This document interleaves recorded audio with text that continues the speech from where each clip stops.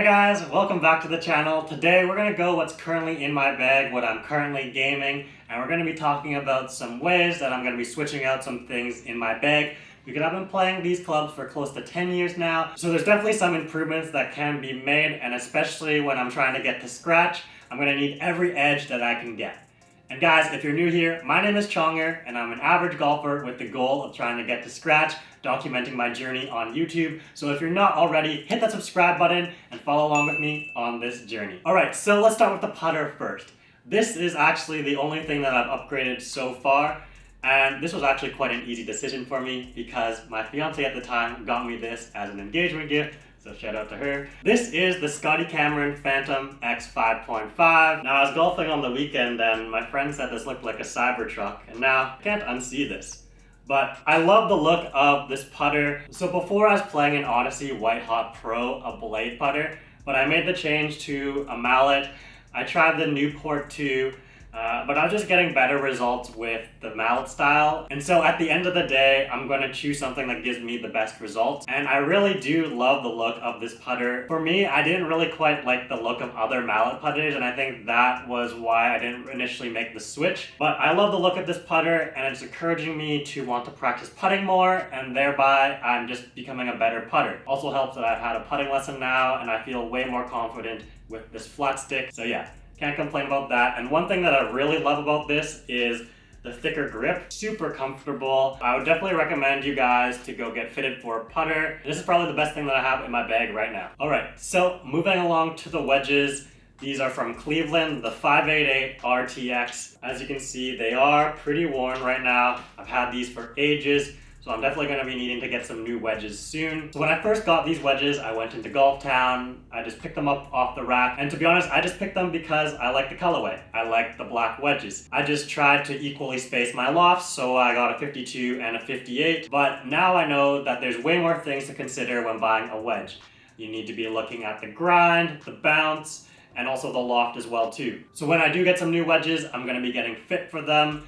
And that's definitely needed because, as you would have saw in a previous video, I just hit my wedges and there is some gapping discrepancies. And so with some new wedges, I'll hopefully be able to dial in those distances better, and also getting some new grooves will help with the spin. So hopefully that'll help with my short game, and I'm excited to be implementing some new wedges coming soon. So for my irons, I have the Titleist AP2 714s. I love these irons. I love the way that they feel. The only reason why I'm considering getting new irons is because these are a regular shaft, and just based on my swing speed now, I should be playing a stiff shaft. So I think changing out the stiff shaft will definitely help. And also, I haven't got the loft and lies re-looked at since I bought these clubs ages ago. And I think with forged clubs, you're supposed to be looking at them every so often. So I'm going to be needing to rehaul these irons anyways. So if I were to change out the shafts and everything like that, that'll be like $500-600. So at that point, I might as well just try and sell these irons and then buy a new pair.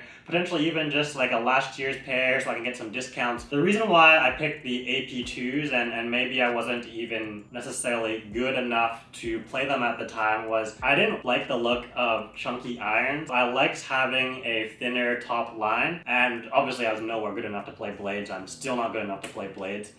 So I thought this was a happy medium. I like how if you mishit the ball, you can kind of feel it. So it doesn't give you a false sense of security that, you're hitting the ball good when you really aren't.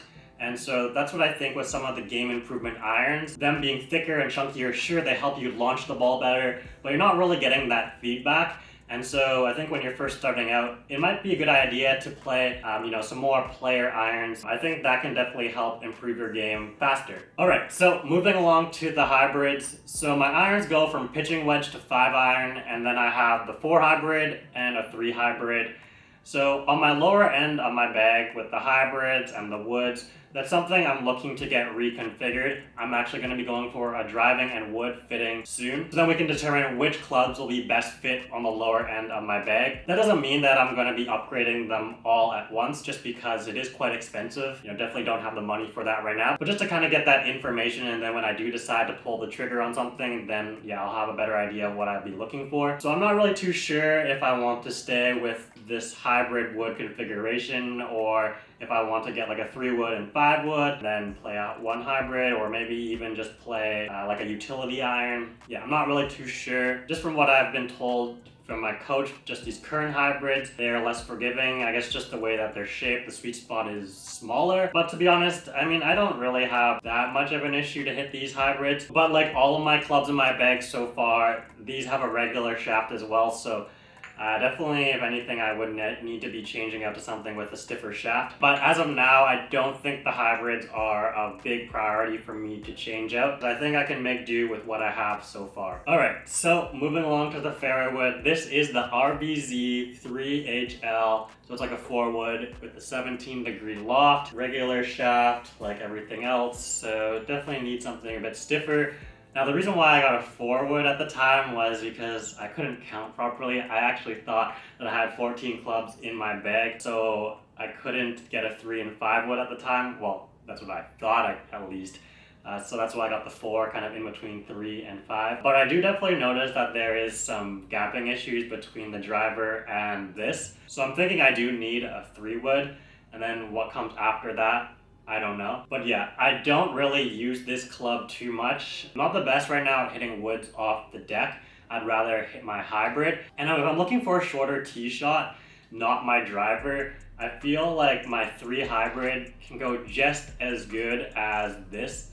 So I would rather hit the hybrid where I feel like I have a bit more control. So this club, I guess, doesn't really see much love in the bag. But I am wanting to fall in love with some woods. So hopefully with that driver and wood fitting, I'll find something that works good for me. Alright, so moving along to the big stick, we got the TaylorMade RBZ in the 10.5-degree loft. I don't know too much about shafts, but this is the XCon 5 regular stock shaft.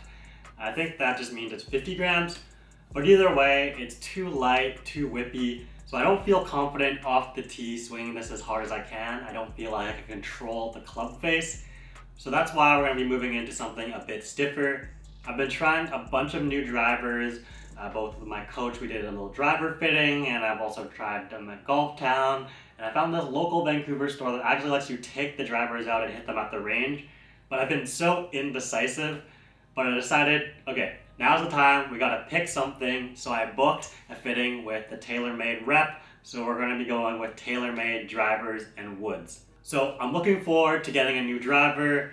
That's definitely the top priority on my list right now. I feel like having more consistent tee shots will set me up in better positions because the penalty strokes definitely do kill me. So if I can find more fairways, that's definitely going to be helping my game. So that's all the clubs in my bag. And now, as you can see, there's definitely a lot of things that I want to change out, but realistically, I can't afford to change out all of it at once. So we gotta be strategic with what we do.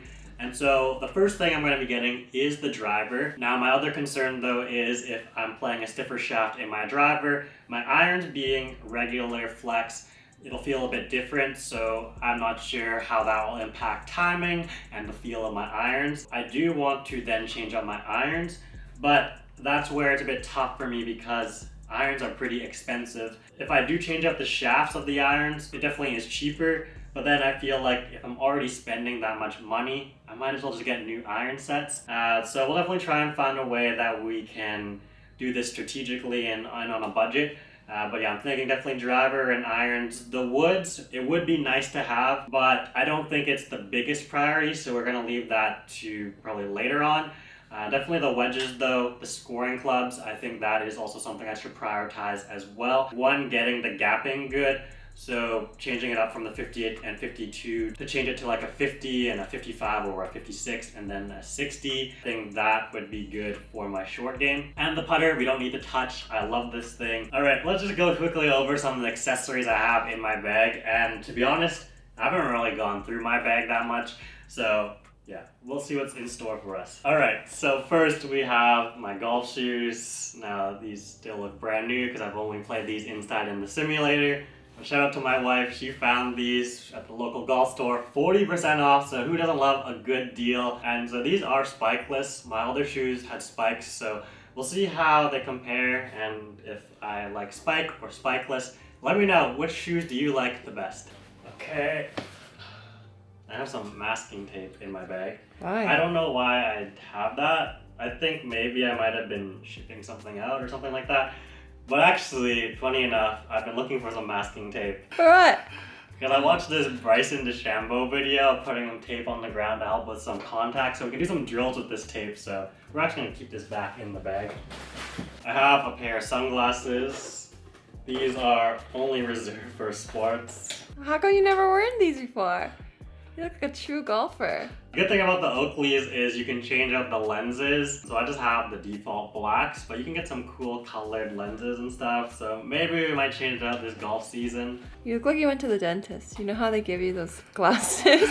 We have some spikes. I wish I actually knew I had these in my bag because the spikes on my old shoes are worn out. We have we have a groove cleaner. But I have this too. This would be good because gotta be cleaning the grooves on your wedges. It looks like a worn out toothbrush. For the tees, we have the 3 1/4 length. I like the ones that have like a line, so that way when you put the tee into the ground, you know that it's the correct height every time. So that helps with consistency. For balls, I've been playing a couple, but lately the Titleist Pro V1.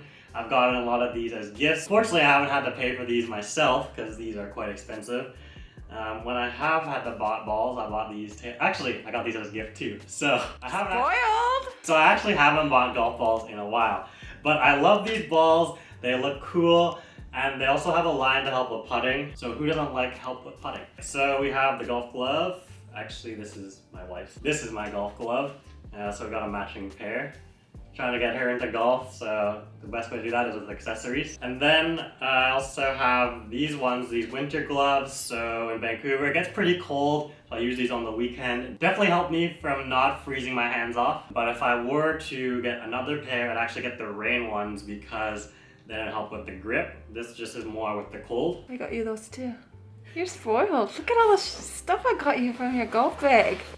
Benadryl, you need it. So I got some Benadryl. This is just a spare because we have so many at home, because whenever I have an allergy, I just go to a local drugstore or like Costco this time actually, and I just buy new Benadryl. So now we have so many. So I just keep this in my golf bag, and then I have these. I don't know what they're actually called, the official name, but you know when you're supposed to fix the ball mark on the green, and then some ball markers for putting. So that'll conclude this video. Hopefully you've enjoyed to see what's in my bag, and follow along to see how I update my equipment along the way. If you enjoyed that video, smash the like button, subscribe if you aren't already, and I'll see you guys in the next video. Thanks for watching. Peace. You forgot the towel, the dirty towel. Yeah. I need a new towel. I'm a rock star. I'm a rock star. I'm a